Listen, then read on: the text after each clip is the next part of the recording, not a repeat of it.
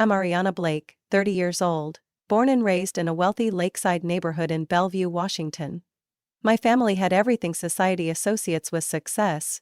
My father, Dr. Edward Blake, was a neurosurgeon who once made the cover of a medical journal.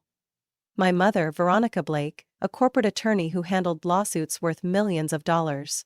My brother Graham graduated with honors from Johns Hopkins and is now a resident physician at a major hospital in Seattle. To my parents, he was the child worth being proud of. I was different. From a young age, I was seen as the weird one. While neighborhood kids dreamed of becoming doctors or lawyers like their parents, I was busy dismantling old clocks and wiring sensors into remote-controlled cars. When Graham won a gold medal in the Math Olympiad, my mom invited the entire family over to celebrate. When I mentioned I had taught myself C++ programming, she just frowned. You should focus on subjects that actually matter, like economics or political science. Every dinner in our house felt like a performance review. Mom always opened with the familiar question, "What did everyone accomplish today?" Graham always had a long list. Completed his first surgery, received praise from a professor, preparing a presentation for a medical conference in New York. When it came to my turn, the room always went quiet. I wrote a script that optimized app loading time, I'd say each time, trying to keep my voice steady. Dad would set down his fork and shake his head. An app? Those things never last. You should consider something with a future. Graham would glance at me with a pitying smile. I didn't hate him. But I hated how everything in our house always revolved around him. In my bedroom, I taped sticky notes all over the wall. Algorithms, data models, user interface sketches. While Dad hung Graham's medical degrees in the hallway, every tech award I earned was shoved in a drawer. When I was 15, I entered a citywide coding competition and won second place. When the principal called to congratulate us, Mom just offered a faint smile. Yes, she has some quirky interests, but don't worry, we're still guiding her toward law. Their disappointment didn't need to be spoken aloud. It was in every glance, every half-hearted nod, every line that cut deeper than they realized. You have talent, but you still need to grow up before you take the wrong path. I used to think if I worked harder, they'd change.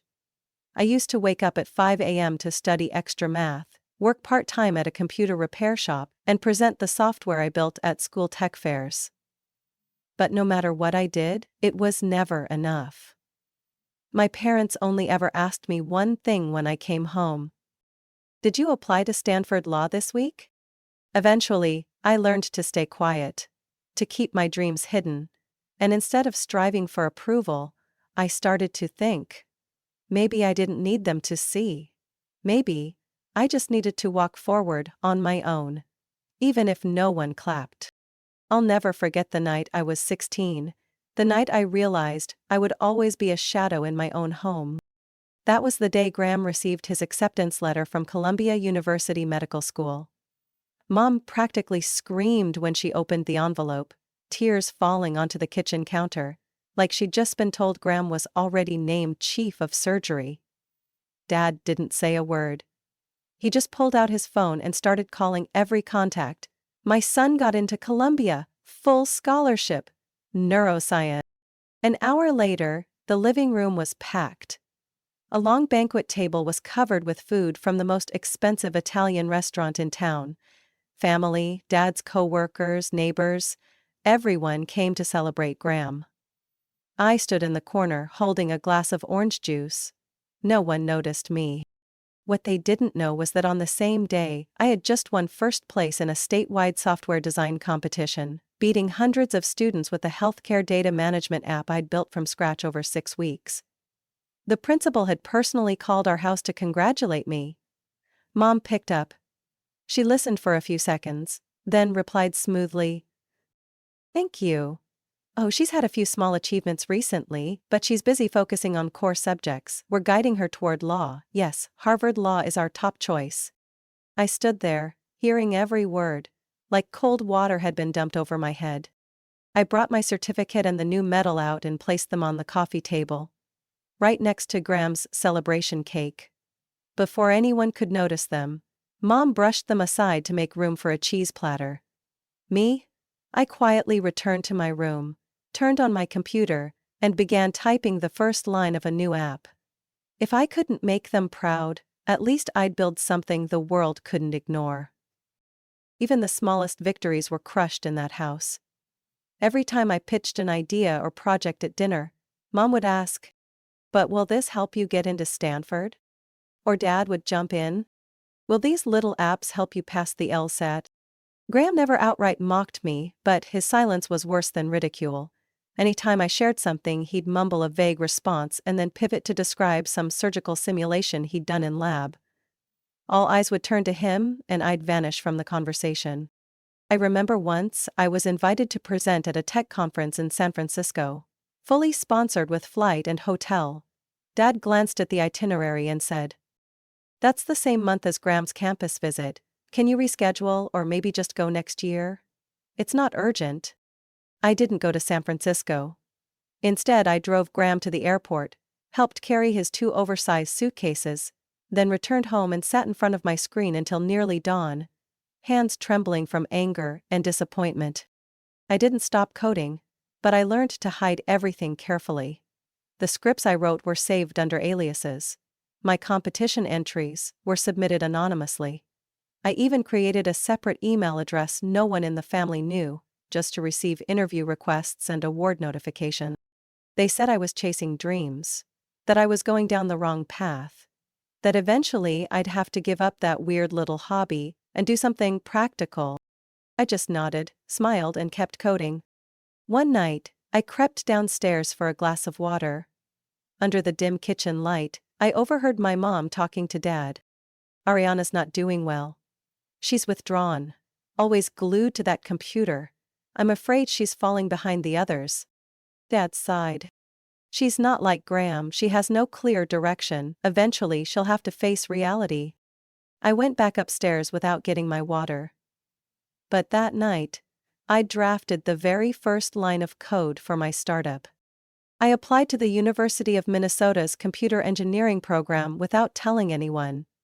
I didn't need to. My parents had mapped out my path to pre-law at Princeton since 9th grade, and treated it as a done deal. They never once asked what I wanted. When the acceptance letter arrived, I didn't scream or cry. I just stared at the scholarship offer, like it was a train ticket out of a life I never chose. I tucked the envelope into my drawer, between stacks of code notes and half-finished app sketches. My parents only found out because Mom snooped through my room while I was at school. She nearly lost her mind. "What the hell is this, Ariana?" she snapped, waving the acceptance letter like it was a confession of sin. "I'm going to study computer science," I said without blinking. "You're throwing away your future over a temporary hobby?" Dad jumped in. "Do you know how much we've sacrificed for you?" I didn't argue. I just started packing, quietly, little by little, for the day I'd finally leave. That summer was Seattle's hottest in years. And the first time I felt like I could breathe. College opened up a different world, one where no one knew me as Graham's little sister or Dr. Blake's daughter. There, I was just Ariana, the girl who coded through the night, who brought her laptop to every coffee shop, who argued in class about real-time tech and healthcare. During a freshman group presentation, I met Riley Alvarez. She could talk about blockchain and medical records for 40 straight minutes and still keep the room on the edge of their seats. We were paired on the same team, and during our first study session at the library, I knew if anyone could get me, it was Riley. Unlike me, Riley grew up in a Mexican-American family in Phoenix. Her parents were a nurse and a lab tech. They didn't have much, but they respected their daughter's passion.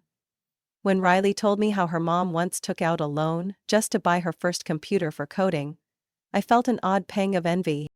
In long evenings on the third-floor study hall, we started sketching out an idea we couldn't stop thinking about: a real-time platform to connect patients and doctors, minimizing miscommunication, especially for non-English-speaking patients. Riley called it Bridge. I called it The system where no one gets left behind.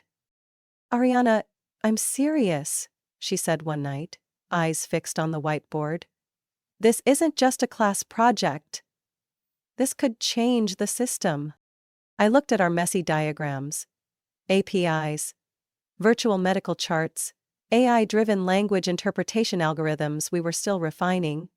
And, for the first time, I thought, maybe I really can build something that matters. We started coding non-stop, fueled by Riley's memories of her mother misunderstanding treatment instructions, and my own scars from being dismissed. We worked like time was our enemy. Every morning, Riley brought coffee, I brought peanut butter sandwiches, and we dove in like we were running a real startup. We named the platform ClarityNet, a clean, precise name for a technology built to clarify healthcare communication. By sophomore year, we entered ClarityNet in student startup competitions. At the Minnesota State Finals, one judge, a CTO from a major private hospital chain, called it a solution that could save lives. We won first place, and for the first time, I stood on stage, mic in hand, in front of hundreds of students and young investors, speaking my dream aloud. Without needing anyone's permission. That winter, while Graham posted selfies of his first surgery on Facebook, Riley and I sat in our cheap apartment, slurping instant noodles and grinning after a medical center in Minneapolis agreed to pilot ClarityNet for 3 months. No fireworks, no cake, no one clapping, just 2 girls with overheating laptops on their laps and an unshakable belief we were on the right path. We moved all our equipment into a tiny garage behind Riley's aunt's house in the Bloomington suburbs. No air conditioning, a leaky roof when the snow melted, and finicky outlets we had to take turns using. But it was the first headquarters of ClarityNet, the platform we believed could transform the healthcare system. Riley sketched diagrams on a dusty car windshield, while I coded at a wobbly dining table propped up with bricks. We split protein bars, made coffee with a thrift store kettle, and learned to wear 3 layers in winter to cut heating bills. Still, every morning, I woke up breathless with excitement. On the 8th week in the garage, we got an email from a community health center in Rochester, serving many immigrant patients. They wanted to pilot ClarityNet in their intake process, no payment, just a 6-week trial. And that was more than enough for us. I remember the feeling, throat dry, eyes stinging, my hand shaking so much I couldn't hit reply. Riley burst out laughing. This is step 1, then the whole state, then the whole country. We didn't hire anyone right away. Every dollar from our startup award, Riley split it evenly with me. When the Rochester clinic reported a 42% drop in patient intake errors after our trial, I printed that report and taped it to the garage wall, like it was a self-made award. We expanded the real-time language translation feature and built an algorithm that learned user behavior to suggest relevant medical prompts. Riley handled hospital outreach and legal filings. I coded until 3 a.m., often passing out on a plastic chair, with my hand still on the mouse. One night in mid-February, snow blanketing the driveway, my phone rang. It was Grace Liu, one of the judges from our startup competition. I've got an angel investment group in Minneapolis. They want to hear about ClarityNet. We pitched using a cracked old laptop. Riley nailed the numbers, and I demoed our new UI with a live simulation. At the end, there was a pause. Then, the silver-haired woman at the center asked, "Are you two ready to turn this into a real company?" They invested $150,000 for 10% equity. We signed the deal on my 21st birthday. No cake, no candles. Riley bought me a second-hand ergonomic chair. Still the best gift I've ever received. After that round, we rented a tiny office in the cheapest Bloomington business park. The walls were so thin we could hear the lunch bell from the fast food joint next door. But for us, it was our new headquarters, the place where I officially deleted the beta tag from the ClarityNet logo. We hired a part-time developer, Jace, a senior who could scan code once and spot bugs instantly. Then a tech support person, then an intern to handle user onboarding. Within 6 months, ClarityNet was active in 11 clinics across the state. No one in my family knew. And I preferred it that way. Every month, Mom still texted, "How's work going? Have you thought about law school again?" I only replied, "I'm doing fine, tech is still my path." Once, when Dad called asking if I'd be home for Thanksgiving, I was in a meeting with the board of Hennepin Medical, who had just proposed a $60,000 a year deal to implement our platform across their clinics. I said, "This year's a bit packed, maybe next year." I heard him sigh, followed by the usual line, "Busy with what? Your mom said Graham's coming home too." I stayed quiet. Not because I felt guilty, but because I knew, if I told the truth, they wouldn't know how to react. That the weird daughter was about to become CEO of a statewide health tech platform. That I, not Graham, had just wrapped up a call with the hospital's executive director. I hung up, looked around the office. Cables everywhere, whiteboards covered in sticky notes, and a photo of me and Riley standing in front of that garage. I smiled. No applause needed. No need for them to understand. I just needed ClarityNet to keep growing. I got an email from Care Unity Health Network on a Tuesday morning. The subject line read, "Proposal for Regional Partnership Discussion, Confidential." The moment I saw the word confidential, my heart clenched. Care Unity is one of the largest private healthcare organizations in the Midwest, with a network of hospitals and clinics across 4 states. In the email, they proposed a closed-door meeting to discuss acquiring ClarityNet, with an initial valuation between $180 to $220 million, depending on infrastructure assessment. My head spun. Riley was standing beside me, holding her coffee cup. I held up the screen. "We are officially on the radar," I said, unable to hide the nerves. "If they're serious, this would be the biggest offer yet," Riley whispered. A few days later, Care Unity sent over the meeting invite with their investment and strategy team. The attendee list included the CEO, legal counsel, and one name that hit me like a bucket of ice water. Natalie Cooper, Vice President of Mergers and Acquisitions. I stared at the name. It wasn't unfamiliar. She was my brother Graham's fiancée, the one the whole family was planning an engagement party for next month. The one who used to sit next to my mom at family dinners, chatting about the weather and organic teas. The one my dad always called a perfect young lady. I had thought Natalie worked in pharmaceuticals. I never looked too closely. But now I saw her photo in Care Unity's internal report. Sharp, composed, seated beside the CEO, while presenting recent acquisition deals. Riley's eyes widened. "Does she know you're the CEO?" "No. All the documents just say A. Blake. They probably think I'm a tech lead or CTO. So what now?" "Now we find out.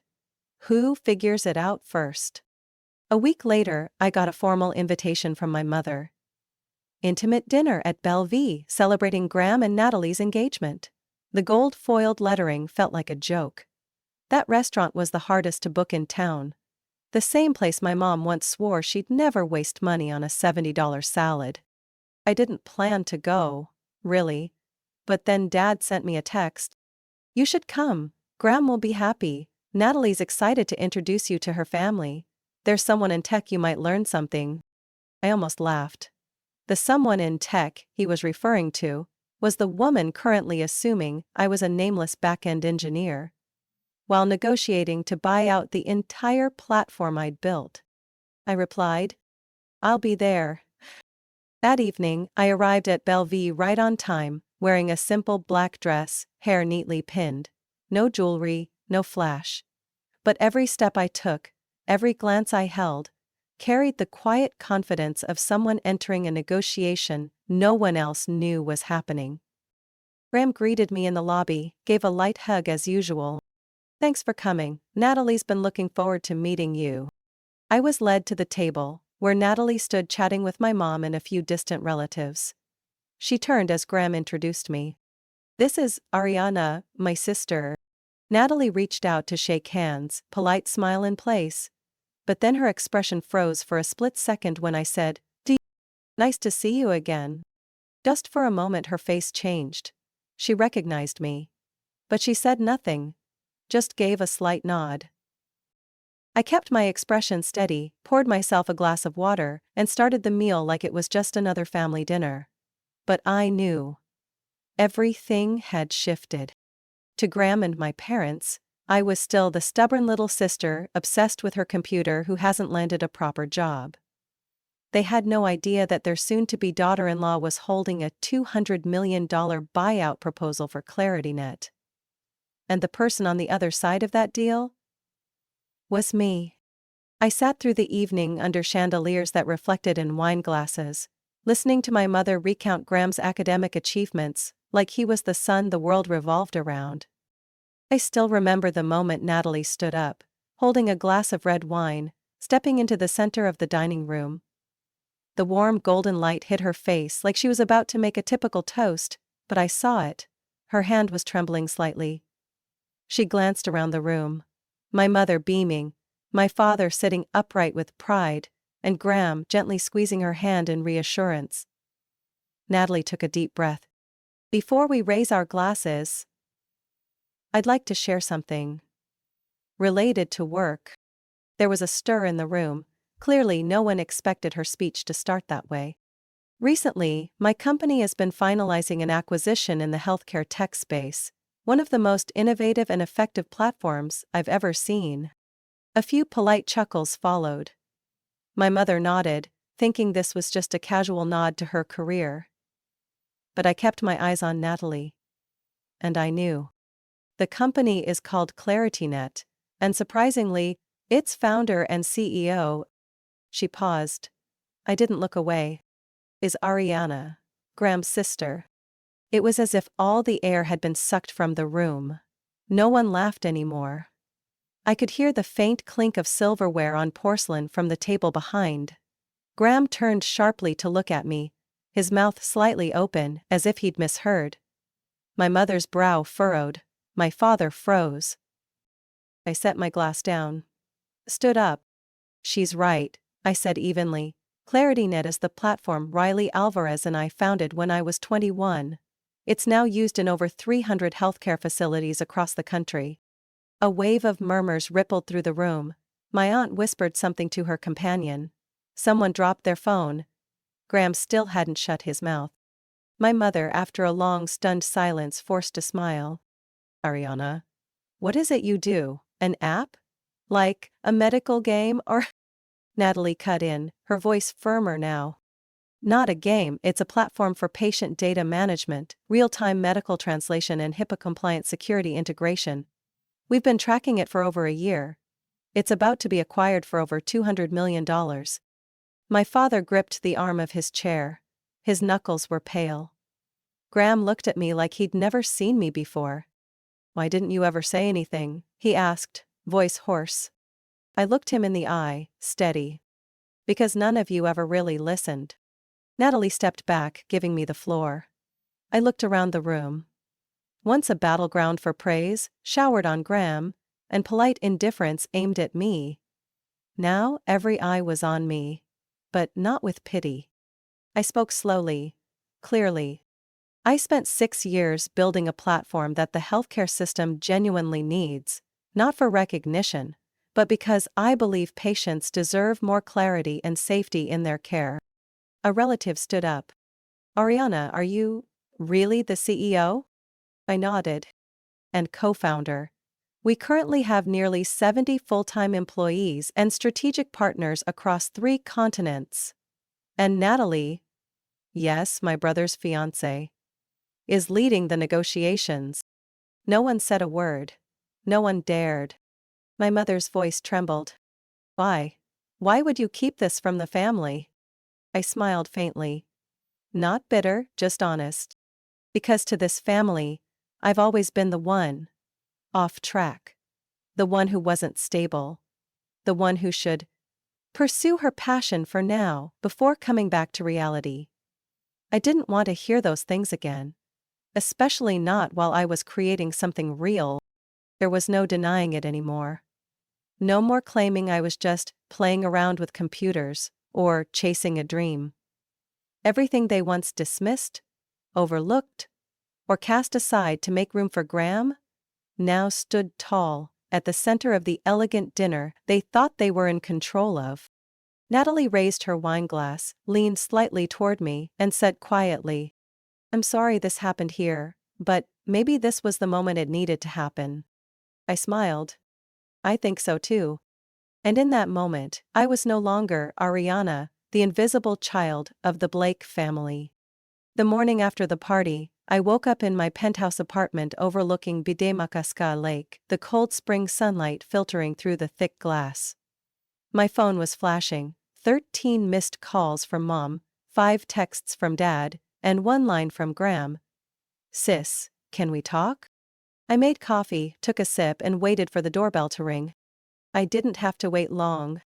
At 9:12 a.m., the bell rang. Graham stood there in a gray hoodie, holding a box of waffles from the shop I used to love back in high school. "I'm not sure if you still eat these," he said with a nervous smile. "But you used to like the strawberry ones." I let him in, silently poured coffee for both of us.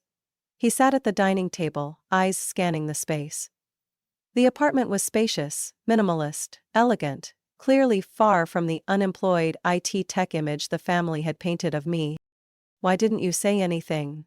he asked, not with anger but regret. I looked him straight in the eye. "Because you never asked with real intention. You and Mom and Dad always treated me like someone lost, someone who needed guidance. None of you believed I could stand on my own." He dropped his head to the table.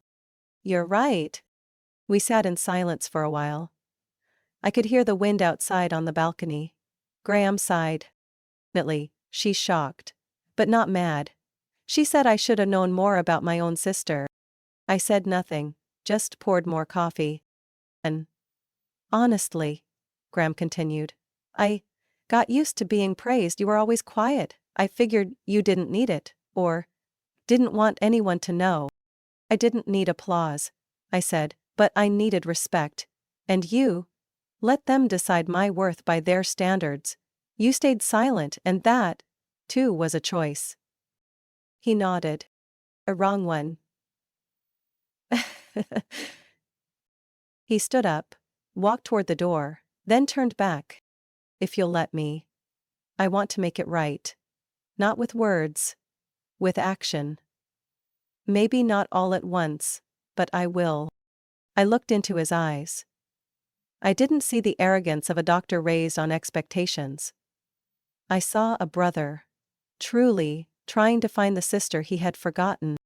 "Okay, but this time you have to listen, no justifying." "I'm listening." At noon, Mom called.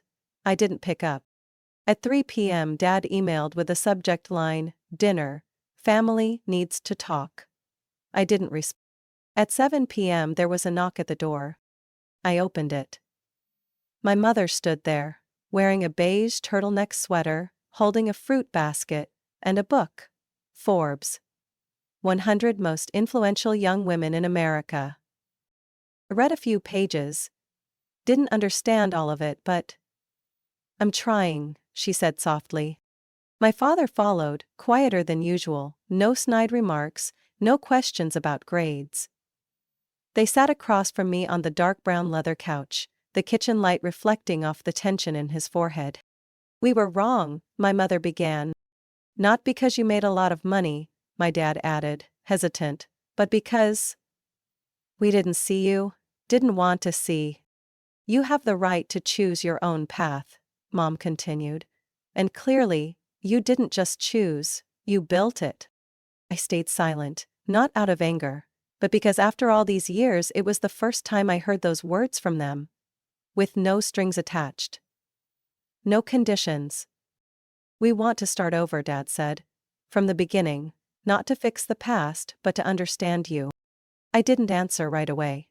I stood, pulled a color printout from the shelf, clipped neatly. "Memorandum of Understanding between ClarityNet and Care Unity, Preliminary Valuation," $217 million. I placed it on the table, turned it toward them. This is what I've quietly built over the last 6 years. My mother reached out, gently touched the paper, like she was afraid to crease it. We don't deserve to see this first, she whispered, but thank you for letting us. I poured more tea, set 2 almond cookies on a small plate. We'll start over, but this time, I set the pace. No one else takes my story from me again. No one said a word. But I knew, in that silence, something was beginning to shift. Slowly, but truly. The agreement between ClarityNet and Care Unity officially closed on a rainy Friday afternoon. Riley and I signed the final contract in a private conference room on the 32nd floor of a glass building facing the Mississippi River. As my pen touched the last signature, a quiet feeling settled in. Not joy, but a confirmation. I had finished the journey no one believed I could take. ClarityNet was valued at $218 million.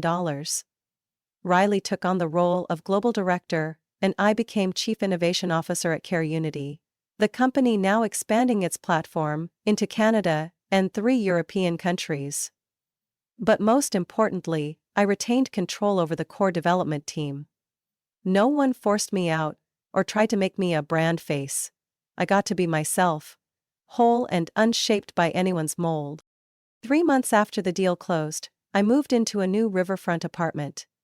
Minimalist. With clear glass panels facing the city. No statues or awards on the walls. Just a whiteboard, a walnut desk, and the piano I'd dreamed of buying since I was 14. Every Wednesday afternoon, I spent time with a group of high school girls from underserved suburbs. We call it the Debug Club.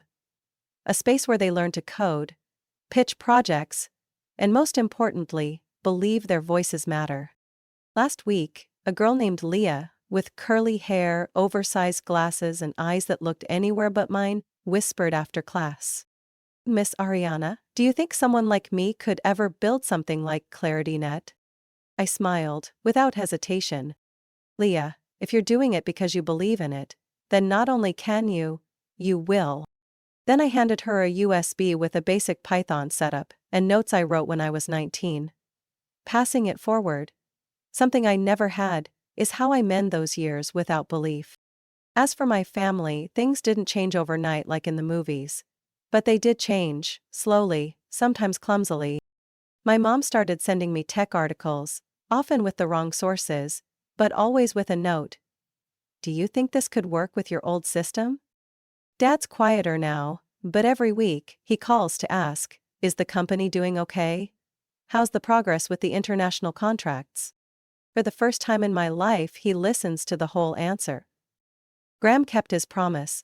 He's now one of the strongest advocates for the Bridge to Care initiative I'm launching, connecting young doctors to ClarityNet through special access accounts.